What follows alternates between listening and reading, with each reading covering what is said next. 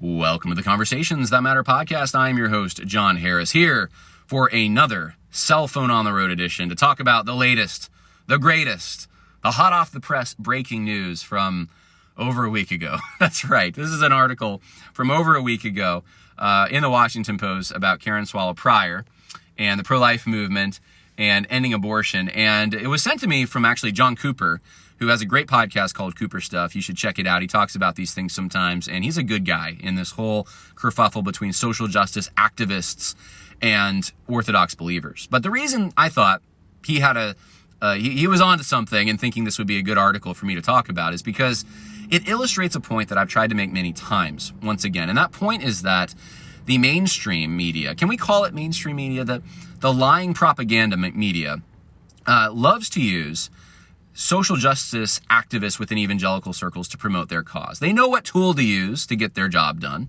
and they've been using people like Russell Moore and Karen Swallow Prior for years. And they're not going to the Scott Klusendorfs of the world or the Franklin Grahams or people who are abortion abolitionists to write glowing pieces about them and what's taken place over the last few weeks with this potential ending of Roe v. Wade. No, they're going to go to the Karen Swallow Priors of the world. And I think the reason for that is because they are credible mouthpieces for the agenda that the Washington Post wants to promote. They can move the needle in the direction the Washington Post wants to move the needle. They can make you feel isolated, feel crazy, second guess yourself, feel lonely, because after all, someone who has pro-life bona fides, who's got credibility in the pro-life movement, and who's a seminary professor in the Southern Baptist Convention. I mean, that's a conservative denomination, right? Someone like that doesn't think the same way you think about the pro-life movement and actually agrees with Democrat causes on a whole lot of things. And maybe you should rethink your position. I think that's the whole goal of this. And this is what you see with puppet governments. When a country sets up a government, they don't choose a foreigner to be the mouthpiece for them to promote their cause. They choose someone with credibility, someone from that country who speaks the language, looks the part, because you want someone who's going to identify with the people, and the people need to identify with that person. And if they see a foreigner, they'll think, oh, we shouldn't listen to that guy. He's from the nation that hates us. We're going to listen to someone from our own country, though. We see the same thing in socialist totalitarian regimes when they set up different ministries of things, education and religion, etc. And they put the person in charge who's from those arenas. They need a mouthpiece who's got credibility. So it's going to be someone who's a priest if they're trying to communicate with the Catholic Church and promote socialism in the Catholic Church. It's not going to be some atheist who's never darkened the door of the church. So the same goes for Karen Swallow Prior here. It's going to be someone who has somewhat of a credible story and the resume to convince evangelicals that she's just one of them. Because you're a trucker, you're a lawyer, you're a housewife, whatever you do for a living. I mean, whatever it is, you don't have as much pro-life bona fides as Karen Swallow Prior, do you? You're not a seminary professor, are you? So you need to follow what Karen Swallow Prior says. And so I think it's very specific, the choice that Washington Post makes to have Karen Swallow Prior be the centerpiece, the glowing piece written about an evangelical pro-life person is going to be her, because they would prefer every pro-life evangelical was like Karen Swallow Prior. So let's get into this lying, twisted narrative, and I'll just show you some evidence along the way that what I just said is what's happening. The moment Karen Swallow Prior had worked and prayed for her entire life came at 8:41 p.m. last Monday. And so they talk about, in very glowing terms, very descriptive terms, she's at her house, she gets the text, Roe v. Wade is going to end. It says Prior was shocked and thrilled, but within minutes, the deep divisions and differences in priorities among anti-abortion advocates came into view. After being put aside for decades, as they worked together to overturn Roe, they had become impossible to ignore. So Justice John Roberts says, hey, we might not overturn Roe, but even if that possibility exists, the piece says, if Roe falls, what does it mean to be pro-life now? So that's the opening question. What does it mean to be pro-life? For Prior, it means, let's read what it means. More than overturning Roe, it means more support for childcare and pregnant women, as well as, so let me just stop. the first sentence here, it means more than overturning Roe. I would agree. Yeah, of course it does. We're trying to stop babies from being murdered. We're trying to stop murder from happening in a legalized form. Legal murder. We want to stop that. Ending Roe v. Wade doesn't stop that because some states will still have legal murder. So, of course it's more than overturning Roe, but the next sentence isn't about fighting it on the state level. The next sentence is about support for childcare and pregnant women, as well as supporting sex abuse victims, vaccinating as many people as possible against the COVID, and helping start and run an inner city high school in Buffalo. That's right. When the Bible said, "Thou shalt not murder," you know what it really meant? You should go start an inner city high school in Buffalo. You can't make this stuff up, but this is a conflation of quality of life issues and pro-life issues. Pro-life meaning you shouldn't murder. Murder's wrong. We shouldn't have legalized murder. And then quality of life meaning if I eat a cheeseburger today and then every day for the next 50 years, I might slowly kill myself. That's a quality of life issue. I shouldn't be eating that many cheeseburgers. But hopefully someone with common sense can see that those are not the same as ripping a child out of the womb, cutting them up, or, how, I don't want to even get into how it's done, the different ways it's done, but it's different, okay? Not all anti-abortion activists agree, and lately have begun splintering over the next steps, as well as whether to classify abortion as homicide and restrict contraception. Now, I think this is the Washington Post, so are people really talking about restricting contraception? They're talking about maybe at best restricting abortifacients. So, yes, if you think abortion's murder, and that's why you want to end it, then of course it would be now homicide, and of course you'd want to restrict chemicals that people use for the specific purpose of killing a child. That just makes sense. But, this is all now part of the debate, as well as whether issues outside of reproduction even qualify as the pro-life cause. Roe v. Wade has been a topic of discussion at most Supreme Court confirmation hearings since the landmark abortion case was decided. Now, let me say this. The whole emphasis here is that it's not Karen Swallow Prior, it's others. It's other anti-abortion activists who might not think that issues outside of reproduction qualify as pro-life. But in reality, it's Karen Swallow Prior who's the one that's made the change. It's people like her who have tried to hijack the pro-life movement to take its limited resources to now put into all these 15 other pro-life issues. And so it's not others. It's Karen Swallow Prior. It's the people like her. It's Russell Moore. They're the ones who have tried to fundamentally change what being pro-life is. Roe v. Wade, it says, has been a topic of discussion at most Supreme Court confirmation hearings. I just read that. As a writer, professor and podcaster, well known among many U.S. evangelicals, Prior that night tweeted her joy over the possible Roe overthrow. Okay, so this is her bona fides. You should listen to her. She's got credibility. Along with thoughts she had increasingly in recent years, most centrally, was voting for Donald Trump really worth it? Sure, he promised anti-Roe judges on the high court, and through epic luck and political maneuvering, it had all fallen into place. But at what moral cost? Prior hadn't voted for him. It's not pro-life to incite a riot at our nation's capital where people are killed, she said at a recent morning in her kitchen while making eggs. And I don't think it's pro-life to brag about sexually assaulting women and to have affairs with porn stars. I mean, they are all things that contribute to the culture I've been fighting for all these years. Okay, let's just stop here for a minute. She is so either misinformed or just evil with the way that she views these things. Donald Trump did not incite a riot at the nation's capital. I don't even think I should have to comment on this. If you just read his speech, we're going to go peacefully. Peacefully, he used that term. He never incited a riot. Furthermore, where people are killed. Yeah, one person was killed because a police officer shot her. None of the people that were involved in the supposed quote-unquote riot killed anyone. But it's almost like she's blaming Donald Trump for killing people here. No. And I don't think it's pro-life to brag about sexually assaulting women and have affairs with porn stars. Well, has Donald Trump bragged about sexually assaulting women? I've heard, I think, the clip she's talking about. And yeah, it's it's high school locker room talk. It's repulsive. By the way, this is from years ago. But it's not assaulting.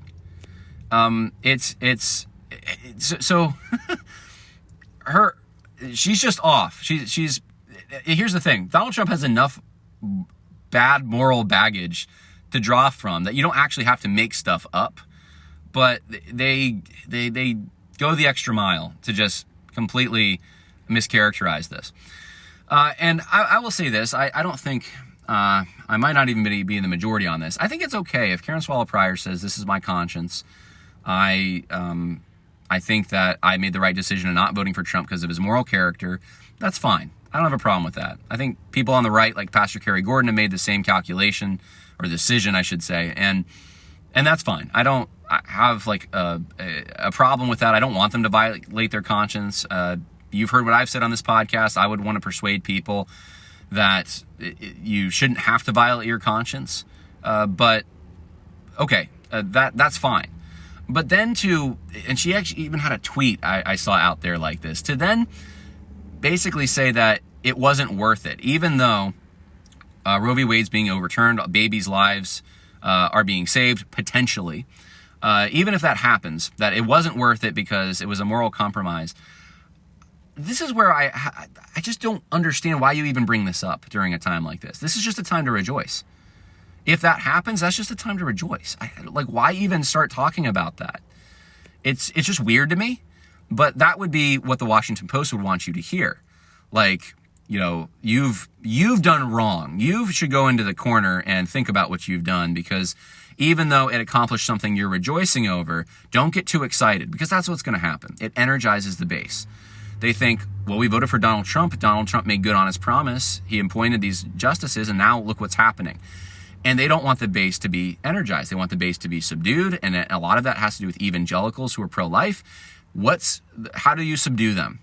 How do you keep them from voting for a Donald Trump again, or keep them from voting for someone like that? Well, you have to get your Karen Swallow Pryors of the world out to show them this is the example you should follow, and let her scold you for what you've done. And, this is your moral thinking is broken. It's not worth it. Because look at all the other pro-life issues that Donald Trump put barriers in front of. And look at the one thing that he did accomplish. It came at too high of a price. That's what they want you to think. All right. In response to her tweets, hundreds of Pryor's fellow Christian activists, including leaders in the Southern Baptist Convention, trashed her, calling her Jezebel, horribly, horribly wicked woman, enemies of God. You're complicit in the death of millions. By Wednesday, Pryor stood on the same porch in tears. I felt as a pro-life Christian. We were working together, whatever disagreements politically and theologically we had. We were working together. We were fighting the culture. And now we are attacking each other. I have reservations about the culture war mentality, where the culture war mentality took us. Now, I don't have the sympathy, I'm sorry, for Karen Swallow Pryor here. This is the same person who, when there was a shooting in, I think it was Georgia, the spa shooting, was insistent that it was a founders church, that it was on the founders website.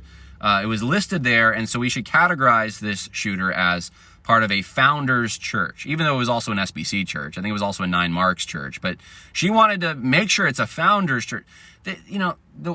Now she's saying, oh, we're just calling each other names. We're so mean to each other.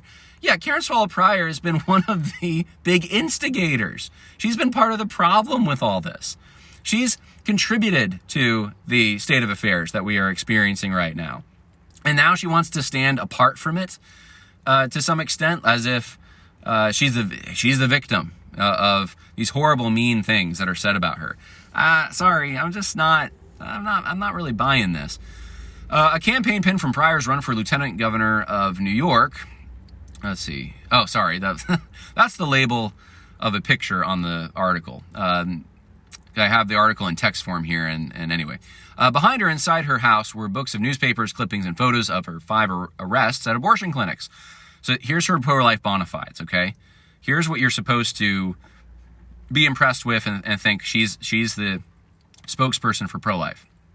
Her run for lieutenant governor of New York as a no-chance third-party candidate as an anti-abortion platform a few miles from where she stood was the Crisis Pregnancy Center, whose board she sat on in the Liberty University pro-life club she advises. In her mind all these years, she had pictured Roe ending under a truly conservative president who believed out of conviction that abortion was wrong and that there would be justices who weren't accused of sexual assault. So this is a reference to Kavanaugh, that Kavanaugh actually was guilty. I mean, this is terrible. I thought this would come in a more holistically pro-life culture. I've not, until now, put it all together. Is it a feature or a bug? Is it all just grift? I want to believe it's not, but looking at Trumpism, it's getting harder and harder to say otherwise. So apparently this potential overturning of Roe v. Wade, it's just a grift. It's not real. This isn't real conservative stuff. And, you need to be concerned about how this all came to be. And where's the focus not? On the millions of children who are getting cut apart, who now, some of them at least, won't be. I mean, that's where you'd think the emphasis would be, and would be on abortion. But instead, the Washington Post knows how to take a story that ought to be about abortion and make it all about how terrible Donald Trump is, and how terrible his base is, and how terrible even his Supreme Court justice picks are, and just let's make it a hit piece on Donald Trump, even though this is one of his biggest achievements if this happens. During a virtual meeting, Pryor cries as she apologizes for not believing a woman when she made sexual misconduct allegations against a clergy member. Pryor was raised in a small conservative Baptist church in Maine around Buffalo.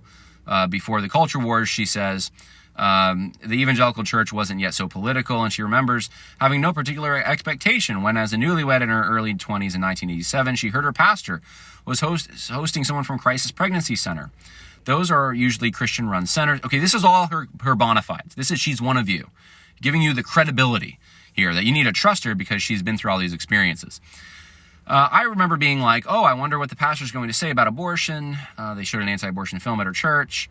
Soon she was getting a PhD in English. It's just giving her story, her pro-life bona fides. Pryor was popular in the anti-abortion movement on the local level. Pryor, let's see. She also advocated against the death penalty and, in favor of condoms, socialized healthcare, and equality for women in the workplace. Back then, she says, as she protested outside clinics with other Christians holding signs against war and euthanasia, she couldn't have imagined how laser-focused as Roe their movement would become. So this is taking this issue and then saying that, trying to portray that actually the real people who have hijacked the movement are those who want to just make it about murder, when it's about so much more. I mean, socialized healthcare should be part of this, I guess. Nuclear proliferation, why not? Now, I wrote a book called Social Justice Goes to Church, where I talk about this to some extent. There was a group, and they were a minority. In fact, I think one of the books about them is called Moral Minority by Schwartz, and that book is very favorable to them. But you have people like Ron Sider and Jim Wallace who were pro-life when it came to abortion, but also basically socialists, unlike every other issue. And they were ascending in the early 70s, but a lot of wind got taken out of their sails, and they really never made it into the mainstream evangelicalism. Mainstream evangelicalism, the pro-life movement as we understand it today, was really more started in the 80s, and it was the Jerry Falwells and Pat Robertsons of the world who were identifiable leaders in that, major figures in that. Francis Schaeffer also. And that was focused on murder.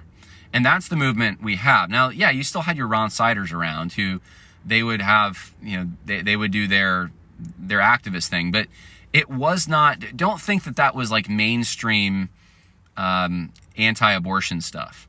And this is where, I don't know what group she was with, but it sounds like it wasn't a mainstream evangelical group here.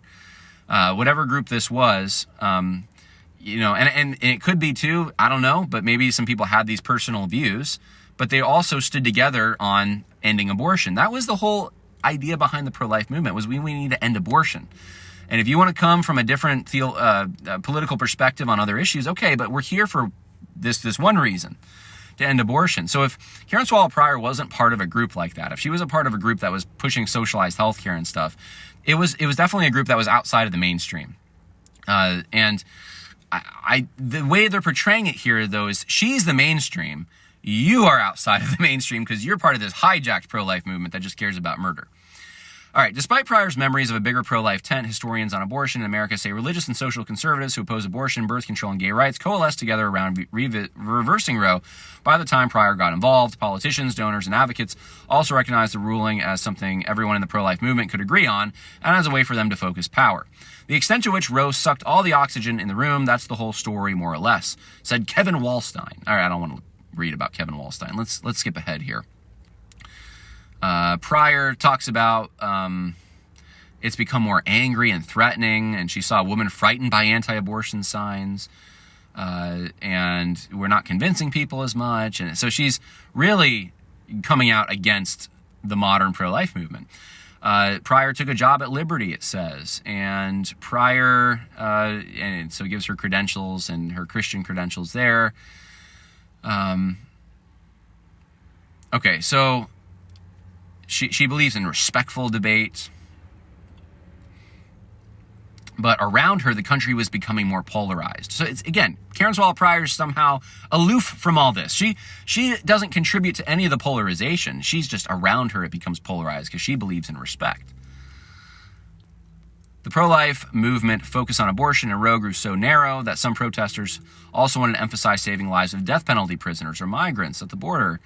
Let's see, at the March for Life.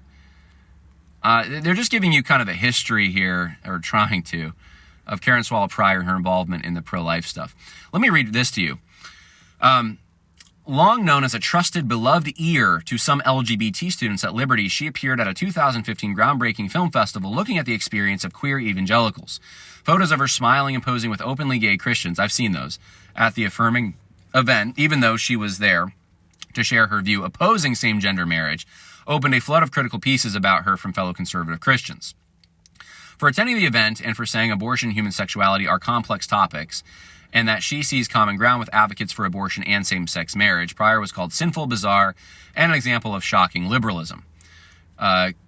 So here's one of the things, and it paints the critics, by the way. Critics demanded she be not only removed as a fellow from a Southern Baptist think tank, that was the ERLC, but that the think tank's leadership be overhauled. So it paints, there's division. So out here, there's division. There's the modern pro-life movement. It's been hijacked. It's corrupt. There's the supporting for Donald Trump. It's all this bad stuff over here.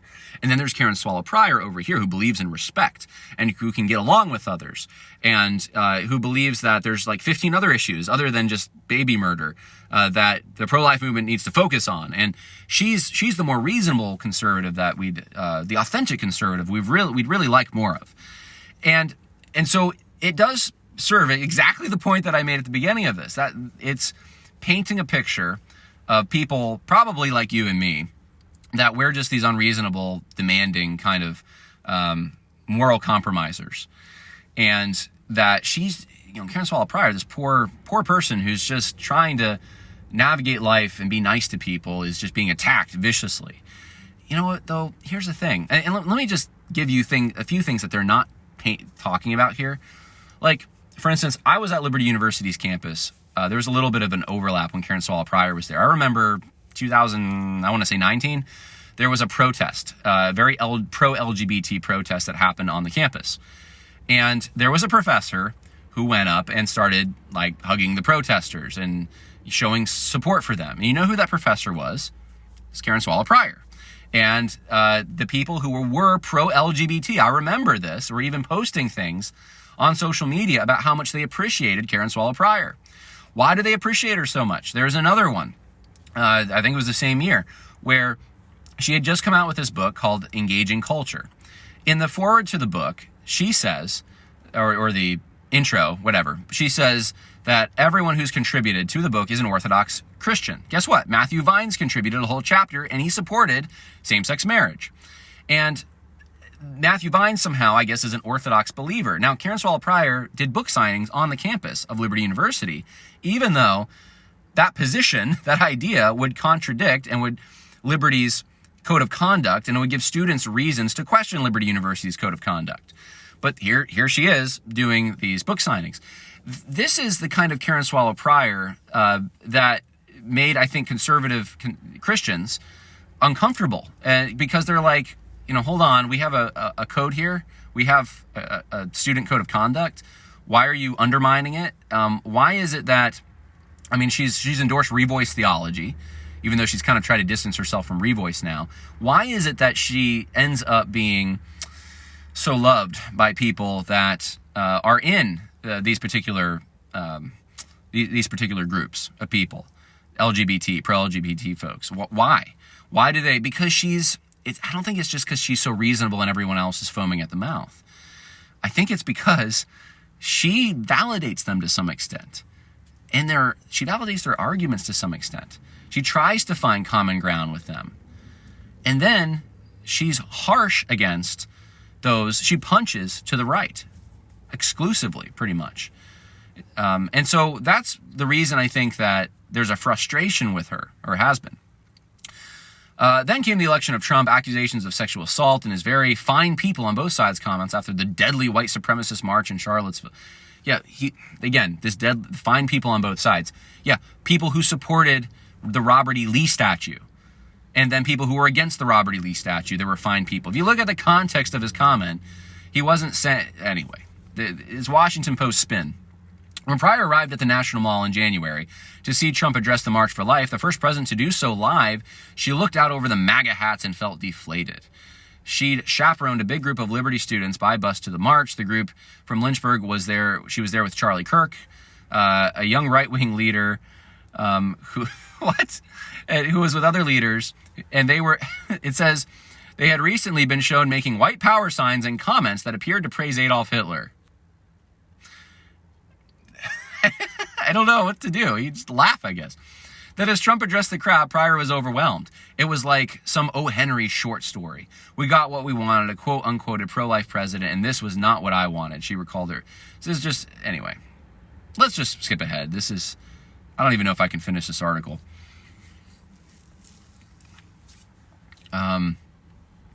Later that year, hundreds of Liberty students protested Kirk's presence on campus, and his contracts there wasn't renewed. I don't know what they're talking about. I would have been at Liberty, I think, at the time. Hundreds? I don't think it was hundreds. And I don't even think that was the reason that his contract ended, but that's the Washington Post spin on this. Soon after, Pryor left Liberty and began teaching at Southeastern Baptist Theological Seminary. Tensions with fellow conservative Christians, however, only intensified.